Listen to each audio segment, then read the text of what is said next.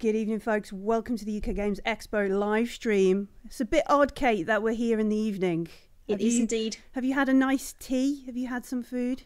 Oh, no. So I have my dinner is cooking outside and therefore, yes, tormenting me in a sense. So apologies for stomach rumblings. It's okay. So this evening we are here for a rather fun and quite special chat with Andrew E Gaska, lead writer of the Alien RPG. How are you doing? Very good. How are you?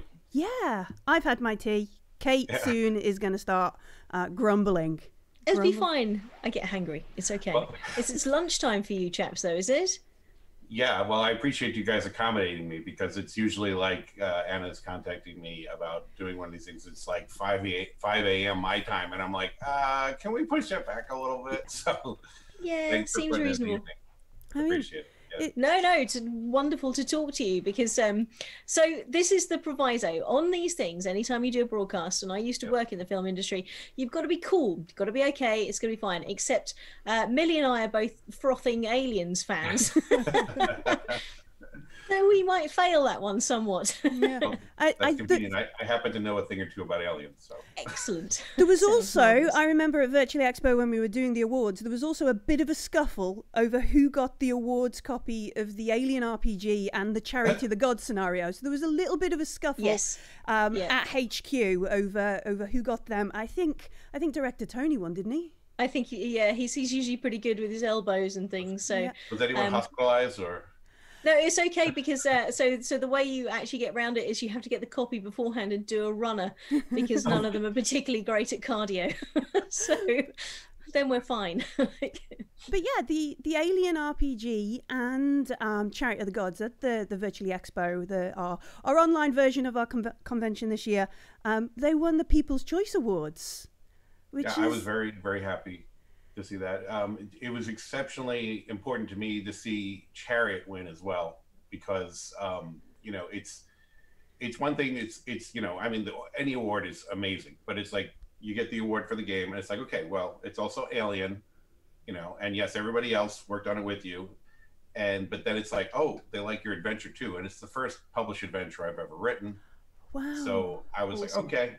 This makes me feel like maybe I know a little bit of what I'm talking about, and it was a great feeling to win the awards. So that's awesome, and People's Choice as well is brilliant. So I know that there was a lot of agonizing with judges and things. So we have a Judges Award and a People's Award, but People's Award goes out to anyone who attends the UK Games Expo to say, what's your favorite thing? And they were all just like, yep, it's Aliens. Give us the Chariot of the Gods, give us the Aliens RPG. So it was very exciting when we were streaming that. You could see how excited like the Twitter chat and the Twitch was when the shots came up and photos in the Alien groups on Facebook and all that kind of stuff. It was really like part of that was like because I spent a long time rendering those videos. Anybody who's watched those videos, I rendered a lot of things over that weekend. So it was really rewarding to see everybody so excited about the stuff as well. It was great. Yeah. It's one thing I've noticed with the fan community for Alien, at least in the Free League Facebook group. There's a lot of positivity. It's a lot of fans who really appreciate what you're doing. They ask a lot of questions, and they're like ecstatic that people who are part of the game are willing to answer them right there. And like sometimes they're like, "Wait, why are you here?" Yeah. So I've gotten to the point where it's like someone talks about how great the game is, and I write, here the writer's a hack. But I know when I ask them a question or two, and then I'm like, wait a minute, I just realized who you are. So it's a lot of fun. So I'm going to ask this question because I fell into a trap a couple of years ago when I was interviewing a comic book writer. What is a lead writer's kind of role in the RPG? How do you what is your main area of input? Do you make the rules? Do you art? What is your kind of role?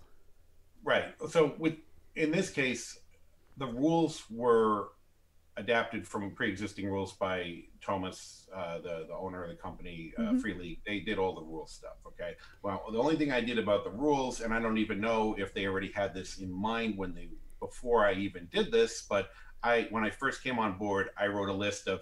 I really think there needs to be a rule to reflect post-traumatic stress, is what I put in. But obviously, that became, the stress mechanic later on. And I said things like the alien. I don't want to see the alien be cannon fodder.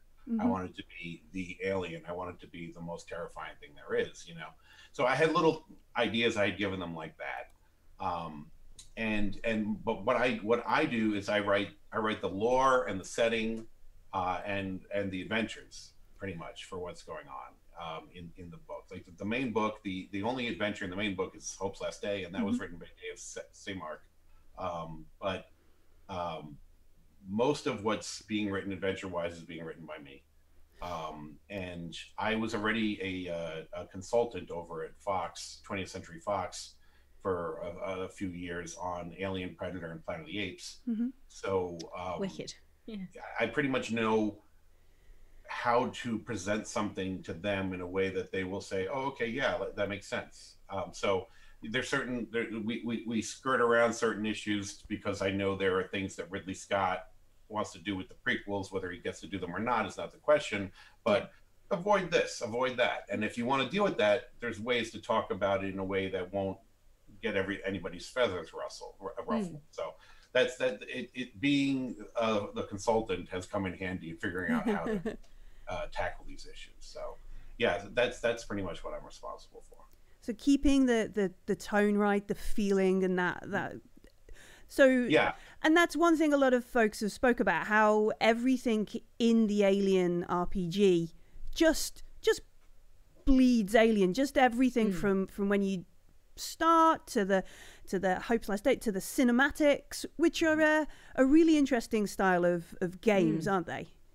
Yeah, it's different, you know, than, you know, I mean, I grew up game mastering for Dungeons and Dragons, you know, and a lot of players like hack and slash, and I sort of weeded those players out of my games as I went because I wanted to do more of a mutual storytelling type thing. Yeah.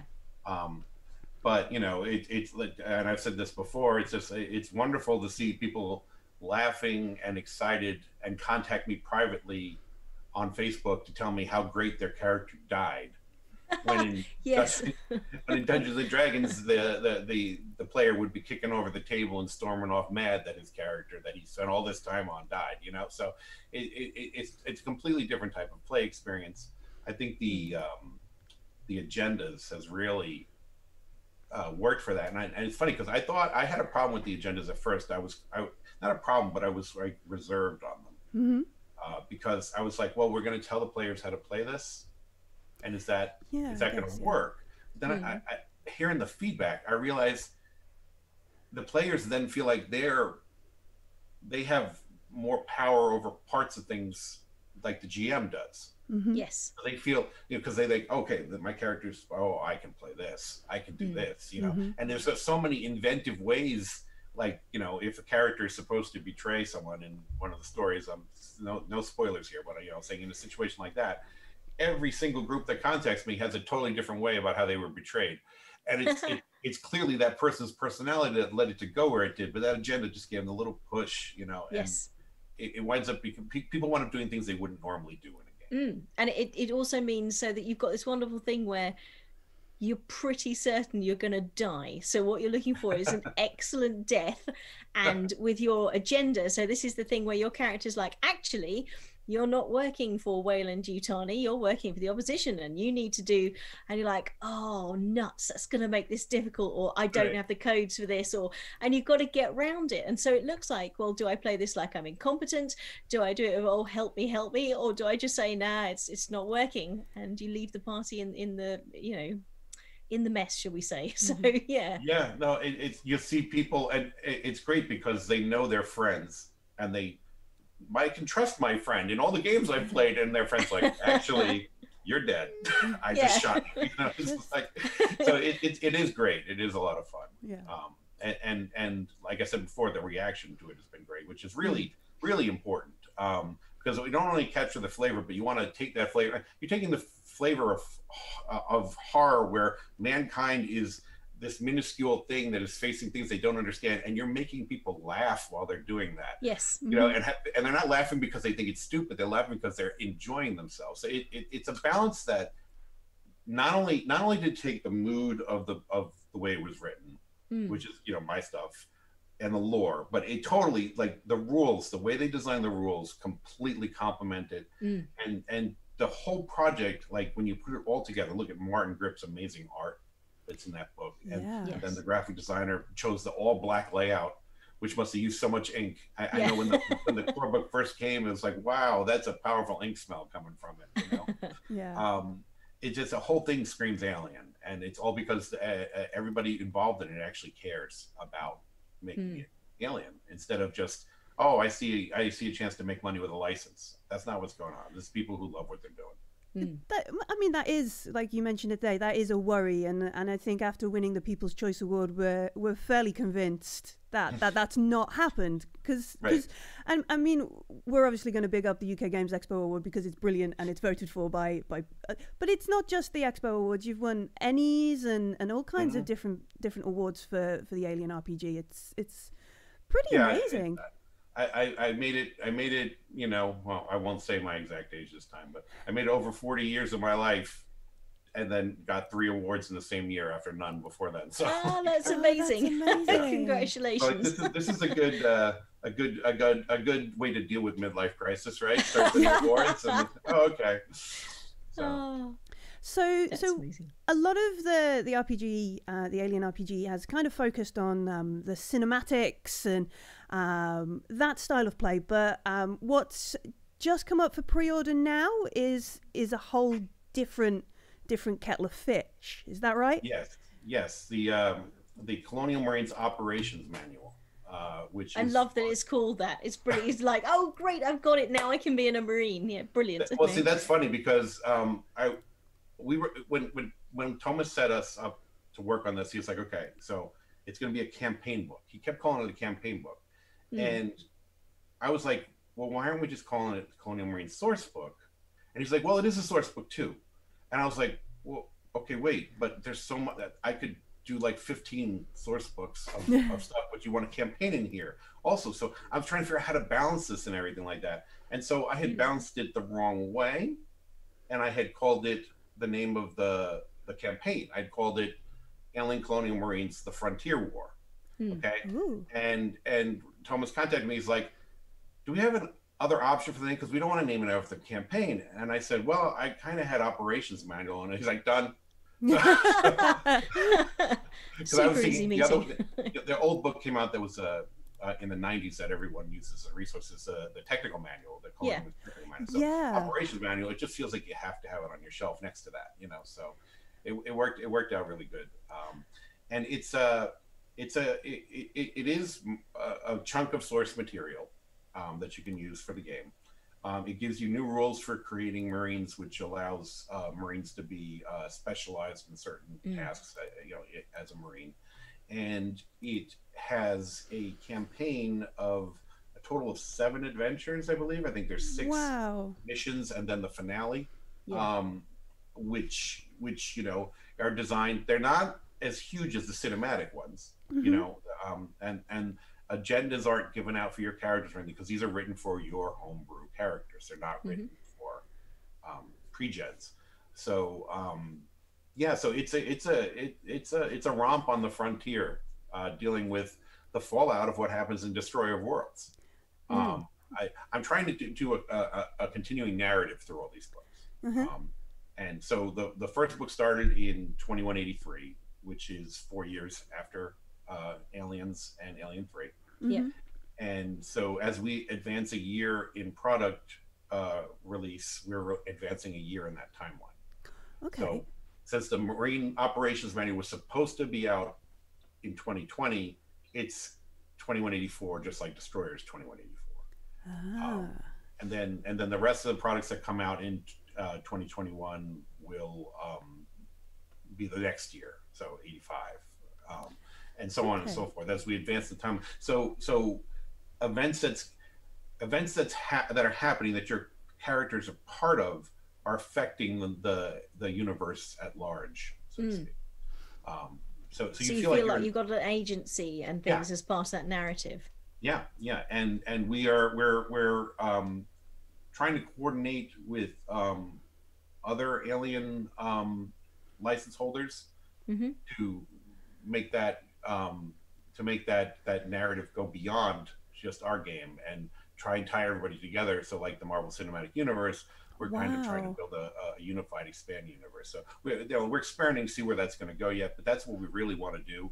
We want to create this huge, living, breathing alien universe that you can. Oh, and I'll pick up that book, and now this reminds me of what I did there. Oh, it's mentioned what I did in that game there. You know, and things like Wicked. that. Yeah. It's a huge undertaking that we're trying to do these things because we love it, and that's it. You know. I'm pretty sure one of my players who's played both Chariots and Destroyer of Worlds, there was a moment after Gaz's third or fourth death in Destroyer of Worlds where he goes, oh no, because he twigged from a thing that was mentioned in Chariots to something that happened in Destroyer. But that's Gaz remembering these things, not his character. Not the player, yeah. Not the character. Yes, not the character, because he was a brilliant player. I'll give. He touched all the things. He visited all the buttons, pressed all the rooms, went off by himself. He's the guy who peered into the alien egg, right? Yeah, he's definitely that. There's a crack in the wall. You stick your fingers right in, give it a good wiggle. Without we have no story, sir. Yes, very much. And it's a pleasure to play with Gaz when he does that kind of things. But there was a beautiful moment where he did do. So that's going to continue into. I mean, it almost feels like the cinematics are like the films, and what you're describing here with the Colonial Marines is almost like the series. And it's almost like you kind of tie in, like what the Agents of S.H.I.E.L.D. versus the Avengers. Yeah, that's a good way to look at it. Is look at the campaigns as a streaming series, and the cinematics as feature films.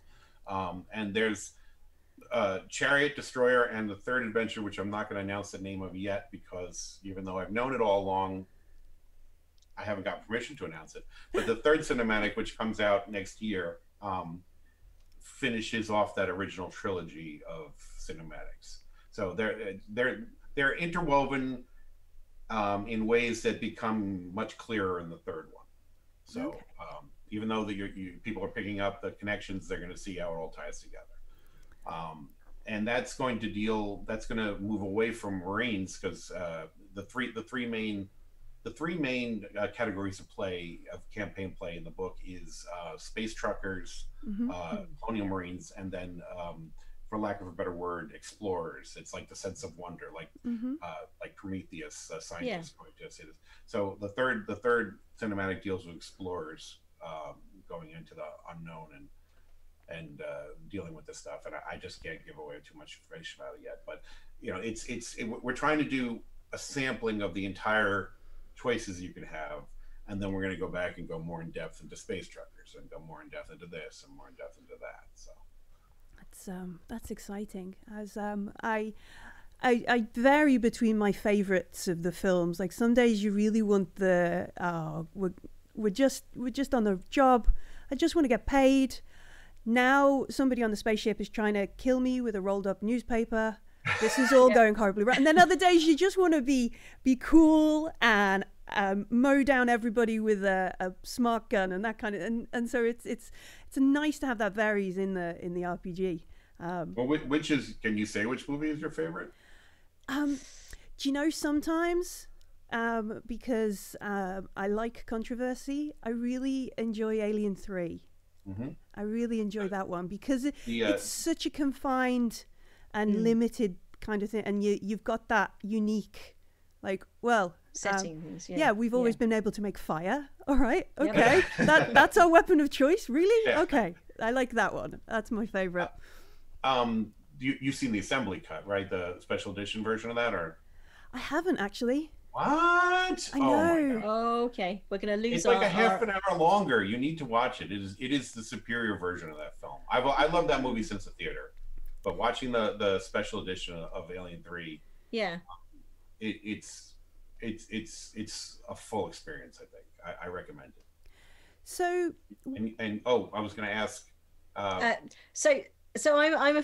watched Alien knowing nothing about alien nothing about the thing at all. Okay. So the moment everything started being a bit hinky and he's got this thing on there, you think, well, that's probably not great. And then obviously John Hurt's amazing performance of, but this will not end well. this is not going well. And little cinematic things, like they didn't tell the rest of the cast what was happening in that scene. So when the thing actually explodes out of his chest, they've got that wonderful, especially, you know, this is however many years ago, decades ago now, this thing pulsing, and then it bursts out of his chest. And the blonde lady, whose name I should know because she's been in a million things, plays Lambert. Yes, thank you. Actually has proper hysterics as to what's going on. One of the others is like, and it's a genuine visceral response. So I think from a purely human and film point of view, for me it's Alien, but I love Aliens. I like the whole thing with Ripley and you know, running around. It's like, this bird is brilliant. You know, just talking thing, but also stuff like, and this is why Colonial Marines is massive for me, and I apologize, we should be letting you talk. No, I asked that whole thing where you've got everything the Marines are doing, and he gives that big thing of, we've got this, and the very first thing that happens is that everything they can do is taken away from them, and they are right up to their neck in it. And that I think is tremendous as a bit of story writing and things. Well, I mean, Cameron was, you know, trying to capture soldiers going off into the jungle in Vietnam and thinking, oh no, I mean, who are these guys? We're the badasses here. Yeah.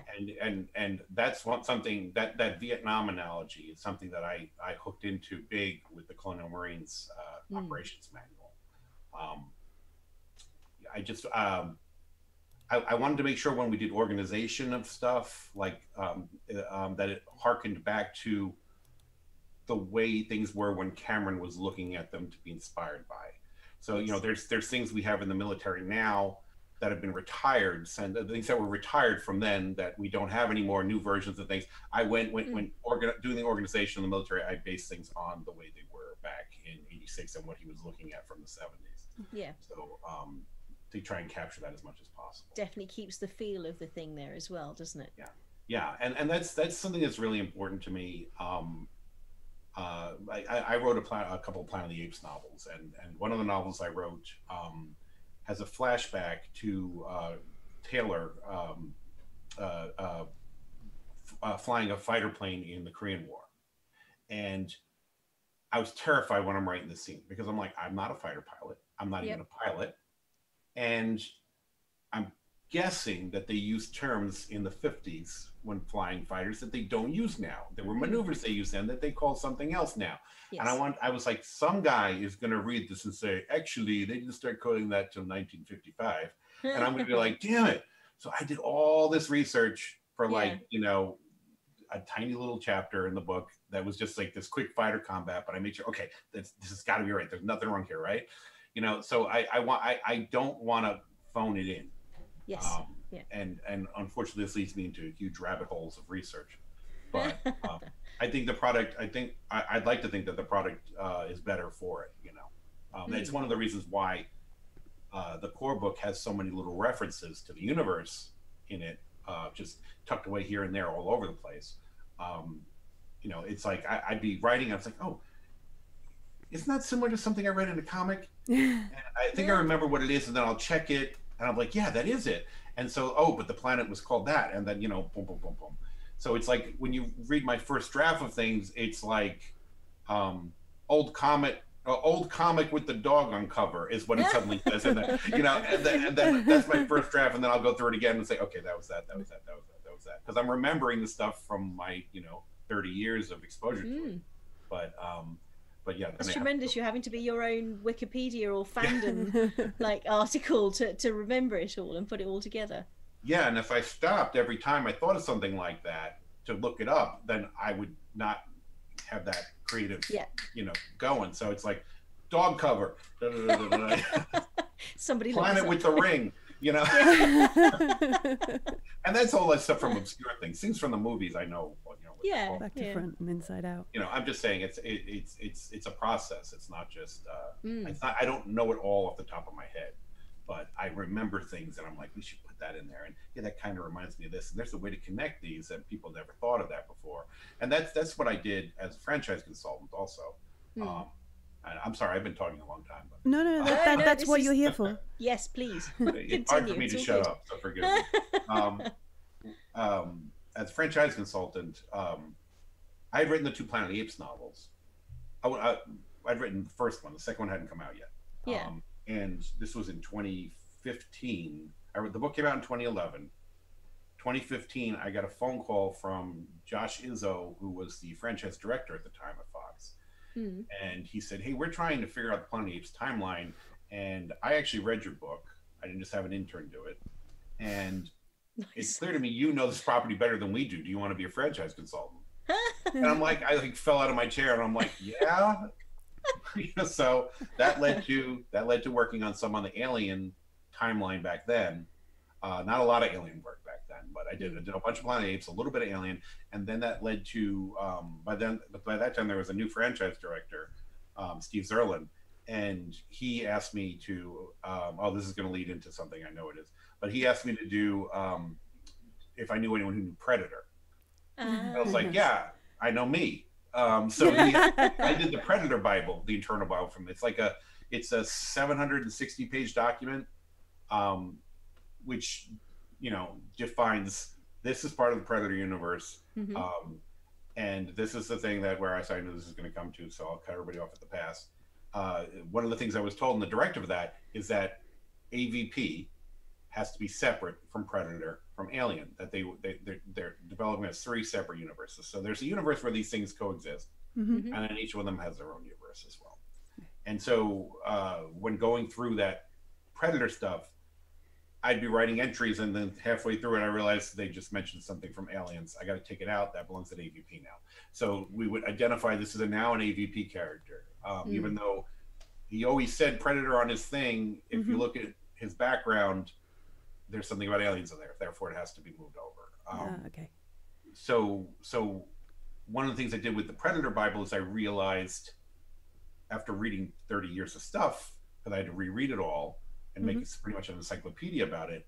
I realized that there's themes that people subconsciously pick up on everything Predator. And this person said, well, I'm going to do a completely different type of Predator story. It's like, yeah, but somehow you did the same things in here. And so those became, this is the core of a Predator story.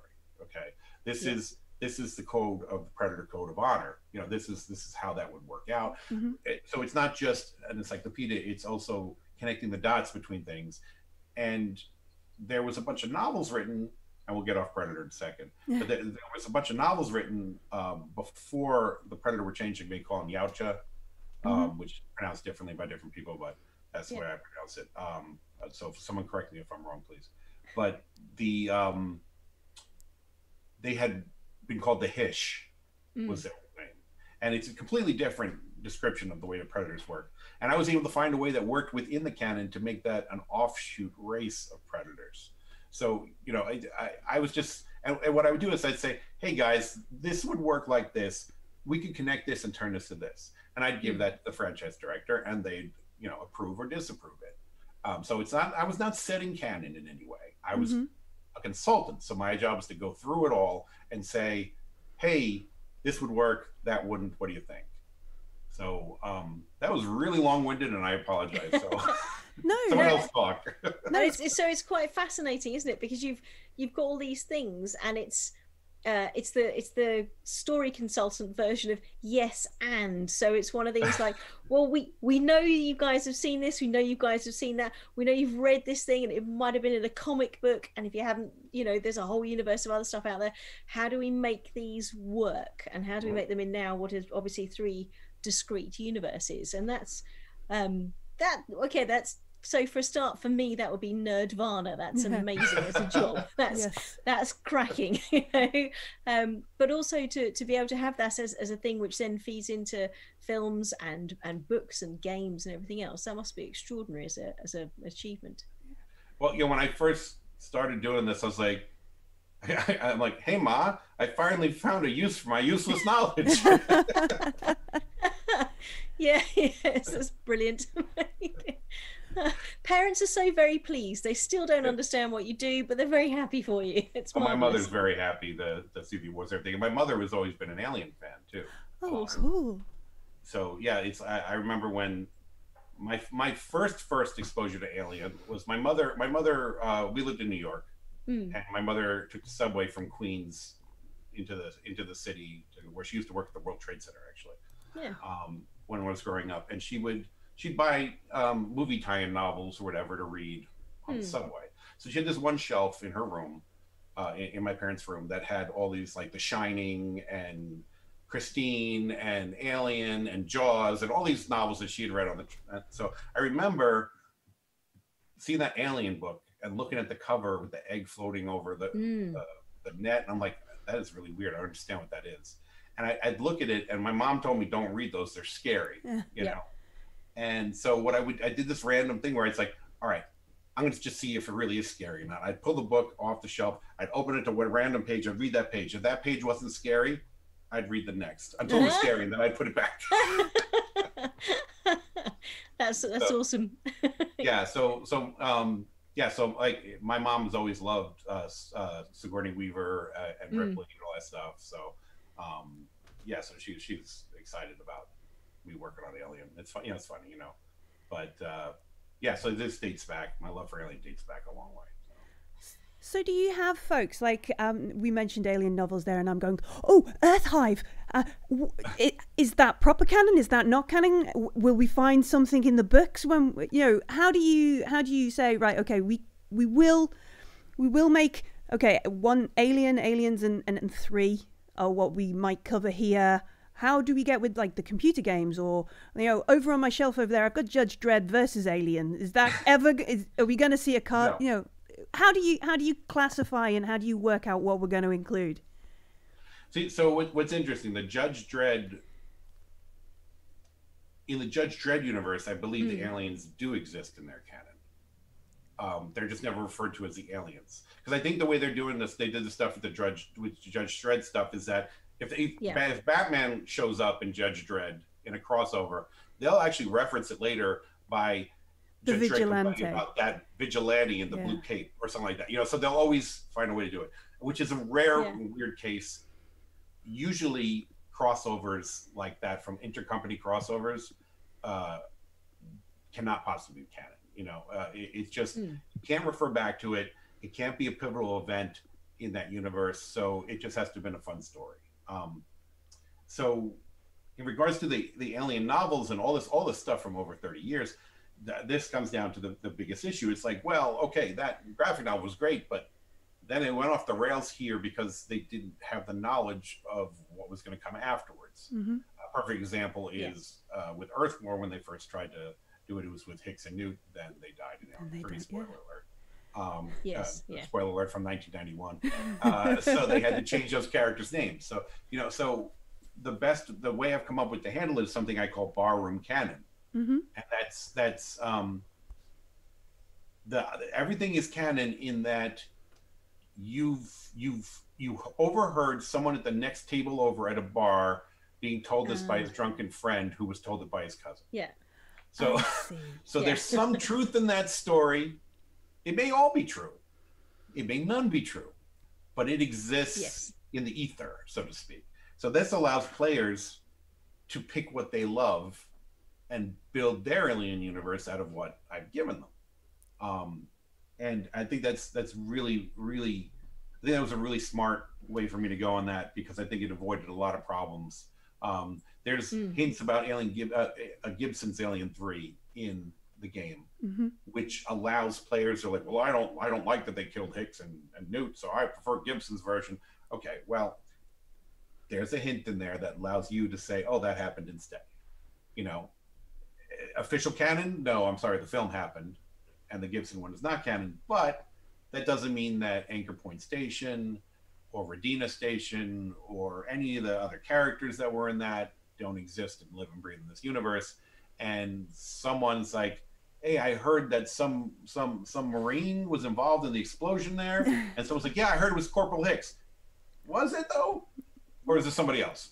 So that's so there's truth in everything, and your level of truth is to your comfort. making the story your own as well, which is nice. That's very, very cool. We've actually got a couple of questions and things from the chat as well. So it's actually the chap who GM'd Aliens for us who's asking the question. Thank you, Kamakila. Do you have a favourite crossover or Easter egg within the other universes or franchise? Is there something that especially resonates for you? Oof, that's a tough one. I don't know. I mean, I can tell you that outside of the canon, my favorite alien stuff is the Earth War, female war, Earth Hive. You know what I'm talking about? Those first three novels. They change the names on the. Yeah, that was my favorite alien story of all time for a very long time. So anytime I can make something from that work, I do. But yeah, crossover wise, I can't. I don't know. It's funny. I've never really been a fan of crossovers. And so this is one of the reasons why I was very happy about AVP being its own universe. Because I feel like these properties are strong on their own, but one of them is going to be stronger than the other. And it's going to wind up carrying the other and making the other look a little inferior. Okay. So the problem is that the way Alien works, I think Alien elevates Predator, but Predator lowers Alien a little bit, because then Alien seems like I'm just an animal that's being hunted. I'm the best animal there is, but now I'm just an animal instead of what the hell are you? Which is what Alien is on its own. So yeah, so I really, unfortunately, I can't really answer that question properly, so I apologize. No, that's cool. So kind of bringing it back to the Colonial Marine books. Garblag Games asks, will there be faction books, or is there more Colonial Marines is there more info in the Colonial Marines Frontier War sections?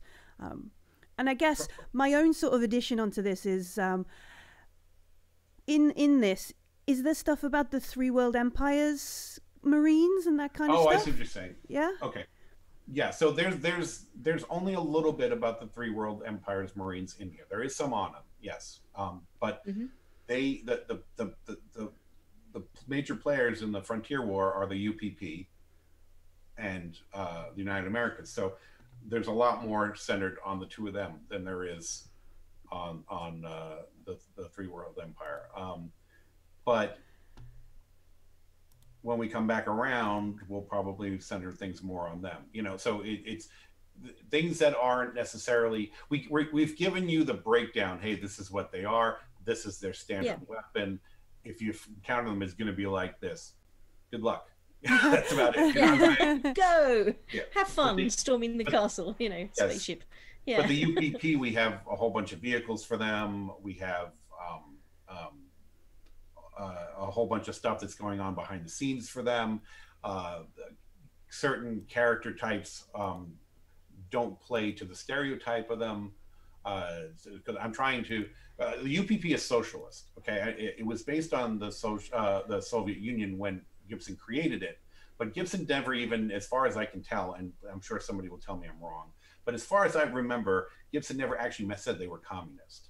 He just said they were socialist. Okay, so and obviously the USSR doesn't exist anymore. So you'd figure, okay, so this is going to be some extension of maybe some of the ideals from what the USSR had, but it's going to be a socialist empire, and that's how we've described it. So it's we don't, even if it was communist, we're not going to make everybody a bad guy, but we're trying to show that this faction has the same problems as we do, and they're at the core, everybody's a person who's trying to survive, trying to humanize everything except what is alien.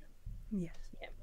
Everybody's gone to space via different flags, but actually, oxygen, food, and maybe a little bit more space also might be great for everybody, right? So the only thing your flag's going to do for you is keep you a little bit warmer as your life support fails, and that's about it. Exactly. That's brutal. And that's brutal. I love it. that actually comes down to the whole attitude of the core book. I sat there looking at a blank page, trying to figure out with the first introduction chapter, how am I going to start this? Yeah. And the line "space is hell" is what popped into my head, and I was like, "That's it." everything is you're screwed, buddy. And so I tried having the narrator talk to you in a voice that's like, you're dead anyway, so you might as well do this while you can, rather than it just being a sterile rule book. Thomas had me go in and say, hey, can you add a little flavor here, so it makes it all feel like you're being talked to, and you're like being told good luck. And all that comes down to that one line, space is hell. So we've also had a couple of questions in the chat that kind of questioning or wanting some teasers of the kind of kit because Colonial Marines do love their kit. Their shiny things, their nukes, their knives and sharp sticks, as the quote goes. Can you tease anything out that we might be able to get to play with? I can say that clearly there's going to be stuff from the technical manual, the Colonial Marine technical manual in there. But I've pulled from a bunch of sources, and let's just say we've brought some vehicles and stuff from the Kenner toy line into canon. So, oh my goodness! So if you look at a vehicle, and then you look at the toy of a vehicle of anything, okay, like a fighter jet, okay, they have to make it toyetic, okay. Yes. So the cockpit's too big because the ship would be too long for a kid to play with to fit the character, and so you got to make the cockpit bigger, and let me make this smaller, and blah blah blah. So it winds up you wind up with a deformed version if you look at a toy in most cases, okay? Like an action figure toy, not like a replica like NECA would do or something like that. But I'm a kid playing with this toy, like the old Star Wars stuff also. So it's always a mutated version. So we started with those, and we're like, all right, so what could this be a toyetic version of? And we reverse engineered that to make what the real vehicle would look like. So anybody who's a fan of that stuff as a kid can expect to have some fun seeing some things that I remember that, but it looks cool now. Yeah, I was gonna say you're trying to explain the map out, and suddenly you've got your toys on the table. Like, hang on a minute, like here's some we prepared earlier. That'd be wicked. Yeah, I mean, awesome. I have those things on my shelf over here. So it's nice. I was like, okay, how can we work that in? How can we do this? How can we do that? So and expect some stuff from the comics in there as well. Wicked. That's exciting. And just to kind of bring it back. So in the book we've got loads of stuff, equipment.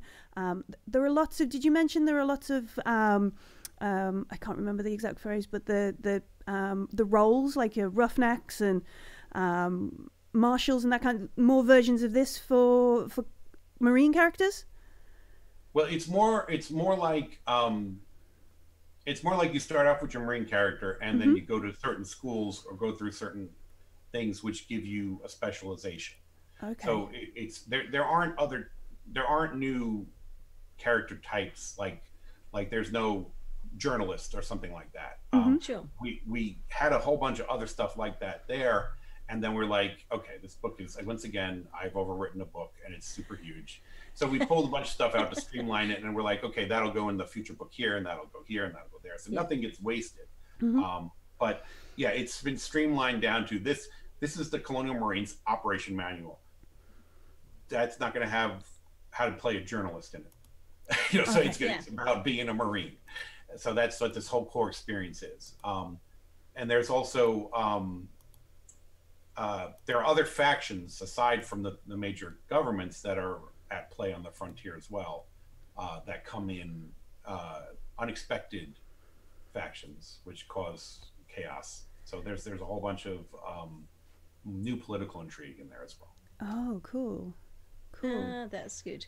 See, I love that as well. That's one of the other things that comes across the more Alien stuff that you read, is that you're already in the khaki, and then you've got this massive xenomorph threat that you're only just beginning to possibly think about, and then politicians appear and go, sorry chaps, we need to do it this way, oh, and you all need over there and stuff, and suddenly you're like, oh, for goodness sake. that's very cool. But so yeah, more chances to mess with people. That's excellent. Yes. And then no, go ahead. I was going to say, and then you also mentioned there was what four adventures for. I think that there's either 5 or 6 adventures and then the finale. Oh, so right. Altogether, there's either 6 or 7 adventures. Okay. Wow. Yeah, because I think it's 6, but I think somewhere I saw it say 5 because it was originally supposed to be 5. So I don't know in the end if it's still 5 or 6 adventure missions. They're called missions. Missions, that's the word. And then the finale, the grand finale adventure, which you're doing these other things to get to there.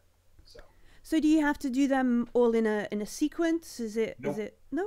All right, so you can pick and choose and send your Marines on this mission.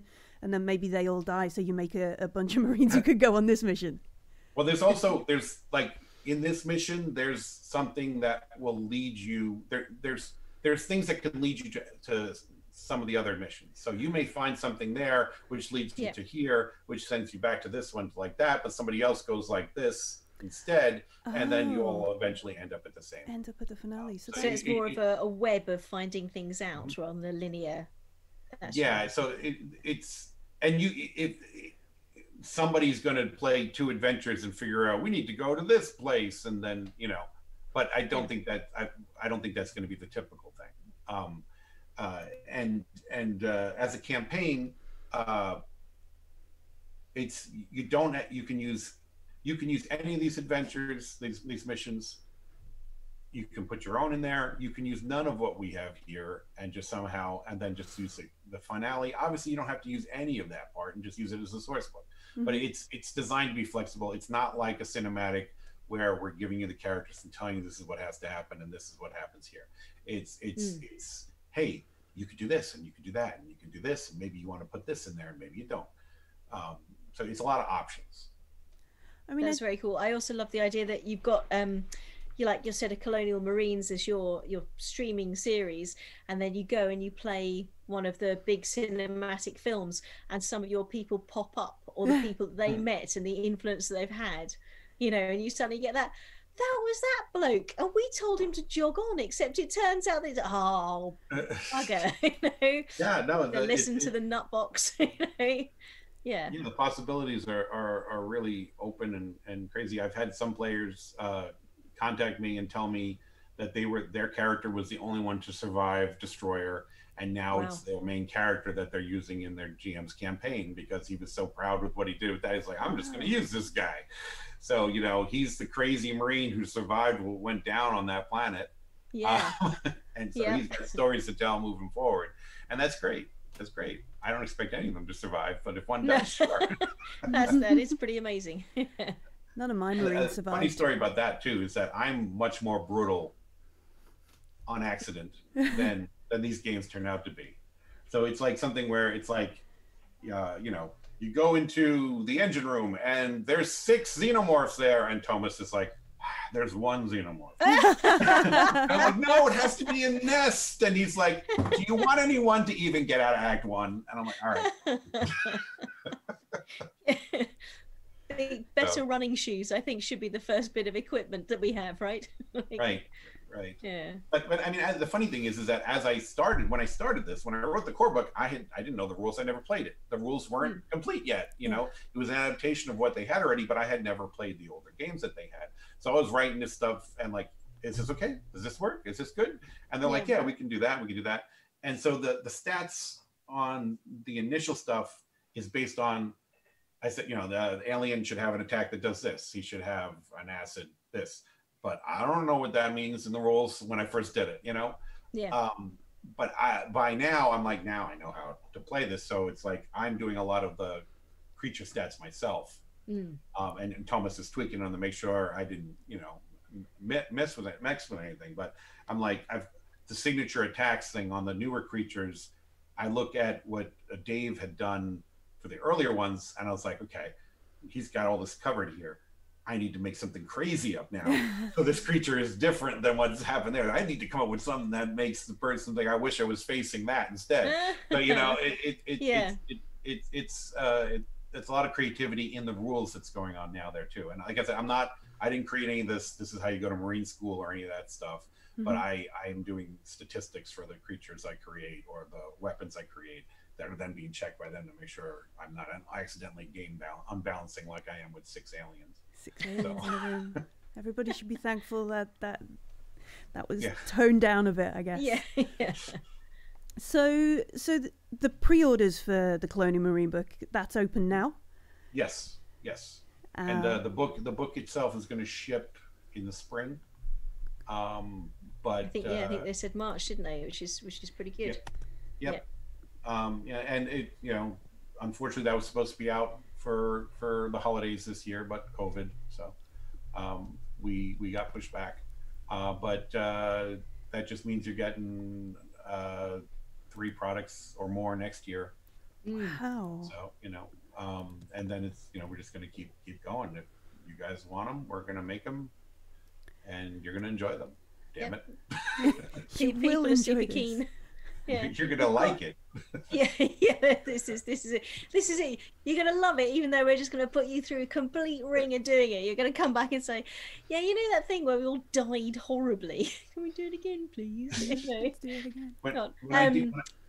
Oh, go ahead. No, so we've got another question from the chat saying, "Will there be tips on how to handle rank between the squads and teams and things?" Yes, there is something about that. I'm not going to spoil it. I didn't write it, so I'm not going to talk about it. But I thought it was. I thought what they put in there, I was like, okay, that's great, because you got to wonder what's going to happen there. You can't.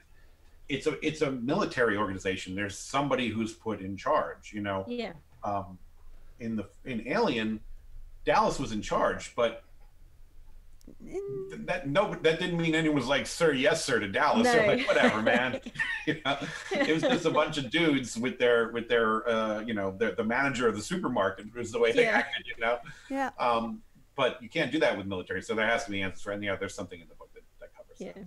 I also love that. So Sanjiro Takagi, who's asked that question, I love the optimism that you think we're going to get far enough to rank up on things, unless it's the immediate field promotion of "Congratulations, Marine, you're now the radio operator." Well, they can be radiated also. Yeah, absolutely, quite true. Thank you. But this, I guess, is a very, very interesting way, because obviously these cinematics have you just like my player Gaz running in, touching all the things, looking inside the alien stuff, running down the high street in the rain or whatever, versus like a campaign play. It's going to be interesting to see whether people are a little more precious of their Marine, or if I'm interested to see this too. In the campaign, the alien is there, and it has a big presence because of the politics of what's going on in the campaign specifically. And what's going on in this campaign brings to fruition something that was talked about a lot in the movies. So I'm giving you spoilers I'm teasing you. So the thing's going to be there, and its presence just immediately means somebody's probably going to die, But at the same time, will that make you more cautious with your character? Are you going to take less risks?